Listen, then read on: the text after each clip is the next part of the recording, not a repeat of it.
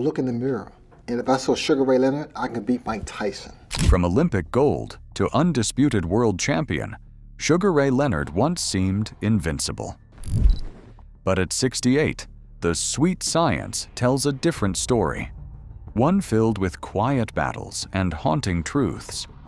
Things are not as they seemed for the retired boxer. Behind the fame and highlight reels lies a journey marked by pain, reflection, and resilience.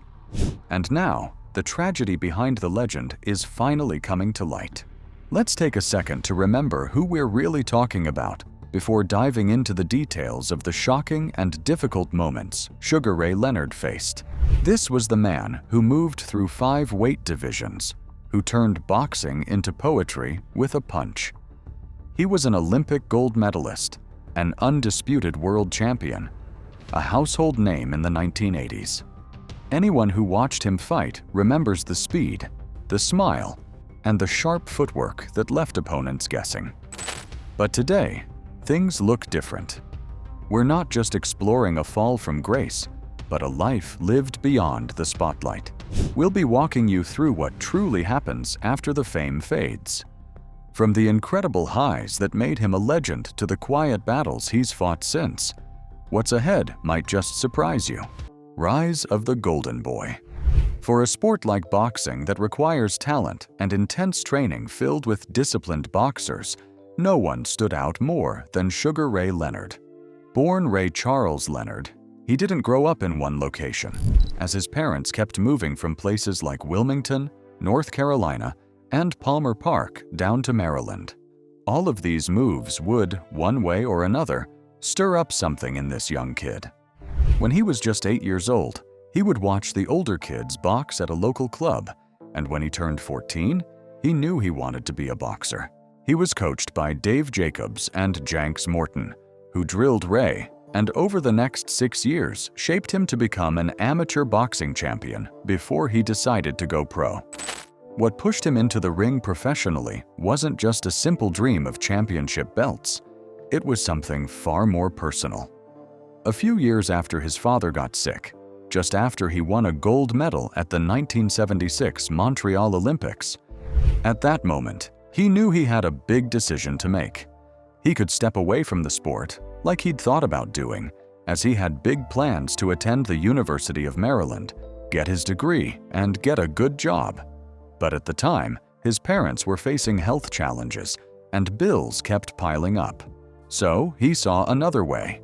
He could use his amazing talent to help his family out financially. He picked that second option, and that decision launched him on a path that would change boxing forever.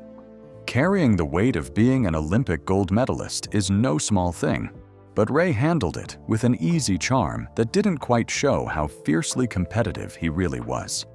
While he won, he didn't hesitate to put on a good show.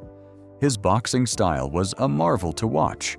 He had incredibly fast hands, surprising power, and a sharp ring intelligence that made him famous in no time. His rise through the professional ranks happened really fast. Every fight he has helped to build the Sugar persona that perfectly captured his smooth, sweet, yet absolutely devastating approach. By November 1979, he was already at the top of the welterweight division, having taken the WBC title from the tough Wilfred Benitez. It honestly seemed like nothing could stand in his way, and it didn't seem like it for a long time. He reached the peak of his boxing career in the unforgettable Four Kings era. His rivalries with Roberto Duran, Thomas Hearns, and Marvin Hagler till today are the stuff of legend. And it all started with his fight against Duran, the Hands of Stone. Their first fight in June 1980 saw Ray try to fight fire with fire, which wasn't his usual style, and he took his first professional loss. The boxing world couldn't believe it. But just 5 months later, in the famous No Mas rematch, Ray delivered a performance no one would forget in a hurry. He outboxed and frustrated Duran so completely that Duran actually quit in the 8th round. Ray himself would say later he never heard Duran say, "No more," and it was clear he had broken the unbreakable brawler. The excitement kept going with Thomas the Hitman Hearns. Their first big meeting in September 1981, called The Showdown, was an all-out war. Ray, who was behind on the scorecards with a swollen eye, unleashed a furious flurry of punches in the later rounds, stopping Hearns in the 14th round to unify the welterweight titles. Their rematch in 1989, nicknamed The War, for the super middleweight title, lived up to its name and finished as a split draw that people still argue about till today. And then there was the super fight against Marvin Hagler in April 1987. Ray, after being out of the ring for 3 years, came back and managed to pull off a split decision win, which turned out to be Hagler's last fight. During these amazing years, Sugar Ray Leonard wasn't just a boxer, but also a global sensation. His charm went way beyond the sport itself. He earned over $100 million in prize money throughout his career, making him one of the highest-paid athletes of his time. Everyone loved him. He was seen as a true champion in every sense. What everyone saw were his successes and endless admiration. But what they didn't see was a different kind of challenge quietly taking shape under all that glory. It was only the beginning of the struggle, hidden from everyone watching. It only took one moment for the Golden Boy to go from rising star to fighting for survival. For many boxers who reach the peak of their career, the toughest opponent isn't always an opponent in the ring. In most cases, it is the silence that comes after the final bell. After years of dedication to the sport, the silence that comes after retirement is usually deafening. For Sugar Ray, letting go of boxing wasn't just a hard decision, but a personal and agonizing choice. During this time, he walked away from boxing more than once. In fact, he retired 3 good times before finally officially stepping away for good in 1997 after a tough fight against Hector Camacho. But his comebacks after retirement raised eyebrows as to why he did that. Each of those moments, walking away and then feeling pulled back, showed a real struggle inside him. After that time, darker revelations began to spring up. In 2011, Ray Leonard, the seemingly invincible Sugar, bravely released his memoir, The Big Fight: My Life in and Out of the Ring. But what no one expected were the shocking revelations about his time as a boxer. In his memoir, he revealed that he struggled with substance abuse after one of his retirements. He openly admitted to using cocaine in the early 1980s, stating it helped fill the void boxing had left in my life. Later, after his final retirement, he found himself relying too heavily on alcohol because it was his way of trying to cope with not being a boxer anymore. This revelation was shocking to many, especially since Leonard had been a prominent public advocate for "Just Say No to Drugs" campaigns. News coverage at the time, however, largely framed this as a drug story. These and more were the revelations that left both his fans and boxing fanatics alike in awe. Him revealing these sad revelations was a step in the right direction for Ray, as he courageously attended Alcoholics Anonymous meetings to help with his alcoholism. This period also brought to light deep, troubling admissions about his personal life, particularly concerning his first marriage. After his divorce in March 1991, it became public that Ray Leonard had admitted to physically abusing his then-wife, Juanita Wilkinson, including hitting her with his fists during a 3-year period while he was temporarily retired from boxing. These revelations showed how much his behaviors had impacted his family and relationships over the years. It was a dark side to the champion's life that was difficult for the public to reconcile with his celebrated image.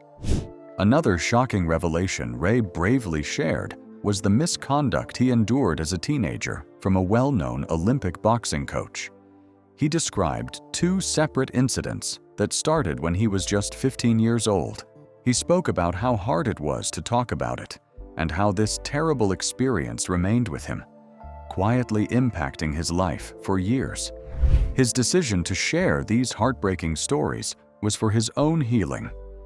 All these struggles, both the ones known publicly and the deeply private ones, put immense pressure on his family. His wife, Bernadette Ray Leonard, whom he married later in 1993, and his children lived through these difficult times alongside him. He mentioned their support was absolutely essential in his journey toward recovery and healing. But we of these experiences were kept in secret, all because he tried to maintain the image of Sugar Ray. His fans expected perfection from the charming and smiling champion. This constant expectation only added to his internal battles. While these were truly significant challenges, they were only the start of a champion's ongoing fight. The physical toll. Being a boxer comes with. Going into a boxing ring means making a silent bargain of giving their bodies over to a relentless storm, taking countless blows year after year. No matter how quick and how skilled a boxer might be, every punch taken has a jarring impact, and all takes a small piece of them. Even for someone as brilliant as Ray Leonard, who built his career on hitting and not getting hit, the years of battle leave their unmistakable marks on the brain and on every joint. While Sugar Ray Leonard hasn't publicly spoken about any specific health issues, he did once experience a frightening physical setback. While training during the 1980s, he started noticing strange floaters in his vision. A visit to the doctor revealed a detached retina, a serious eye injury. This forced the cancellation of an upcoming fight, and on May 9, 1982, Ray underwent surgery to repair his retina. This was a problem that worsened after his legendary fight with Thomas Hearns. And while it might seem like a small price to pay for success, some boxers weren't as lucky. In 1947, Jimmy Doyle fought Sugar Ray Robinson back, and he died from a head injury suffered in that fight. While that was a different Ray and a different time. Even though Ray Leonard's career was a masterclass in skill and strategic brilliance, the sport proves the high risks boxers put themselves in, no matter how good their defense. There's a crucial, ongoing discussion happening right now, with a lot of research, about boxer brain health, constantly pushing for more accountability from the sport to protect its athletes. Beyond the brain, the rest of a boxer's body takes a beating too. We're talking about aching joints, arthritis, and all sorts of common pains for athletes who pushed their physical limits for more than 2 decades. Living with a body that's gone through that kind of intense, sustained physical strain becomes a norm for many retired fighters. After stepping away from the bright lights of the boxing ring, many former champions find themselves struggling to figure out what comes next when their life's singular purpose fades. But for Ray, that quiet space didn't last for too long. He made efforts to change his life and found a mission that fueled his drive just like the days as a boxer. As a person who understands the importance of physical well-being and prioritizing health above anything else, he, alongside his wife, Bernadette, established the Sugar Ray Leonard Foundation in 2009. The foundation focuses on funding Type 1 and Type 2 diabetes research, as it connects directly to his own family's experience with the disease, as his father had it. They've worked hard to promote healthier lives for children through good diet and exercise. One of the biggest highlights for the foundation each year is the Big Fighters, Big Cause Charity Boxing Night. The 14th annual event, held on May 21, 2025, at the Ritz-Carlton Marina del Rey, was a huge success. This invitation-only event was a star-studded evening that brought together amateur and professional boxing matches. It's the main way the foundation raises money and awareness for their vital mission. Those who have benefited from the foundation's work, or those who work alongside Ray, often speak about his unwavering commitment and genuine care. He learned to use his massive platform for good, channeling his experiences into something truly meaningful. Even with all that he's been through, Ray's life now at 69 years old paints a complex picture of his drive for advocacy and giving back. Beyond the foundation, Ray has become a highly sought-after motivational speaker all over the world. He draws on his entire life story, sharing insights about overcoming adversity and maximizing success.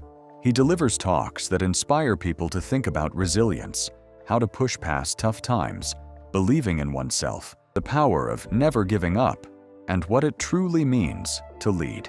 He doesn't shy away from the hard parts of his journey, openly talking about his struggles with addiction and the deep trauma of abuse he experienced as a teenager.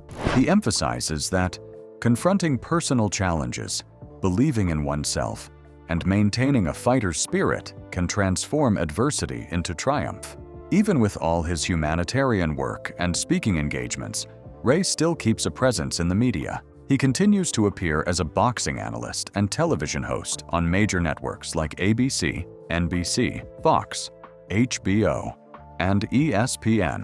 Many remember his time as the host of the Emmy-nominated program The Contender, where he helped guide a new generation of boxers. His presence in the industry allows him to stay connected to the sport he loves, while giving his insights and perspectives. In many ways, Ray's biggest wins might not have been the championships he won in the ring at all. His remarkable ability to inspire others, to give back to his community, and to advocate for important causes shows his growth as a person. He's evolved into a champion of a different kind, fighting for purpose and for the well-being of others. While he inspires millions, the personal reflections of a champion looking back on a life lived at full speed are often the most profound, revealing the true meaning of his journey: legacy, love, and living. At 69 years old, Ray Leonard carries a lifetime of experiences, some glorious, some incredibly tough. When he looks back now, he sees his career, his mistakes, and his achievements through a different lens, one shaped by age and a deep wisdom. He doesn't see his hardest moments, the ones that might seem tragic from the outside, as failures.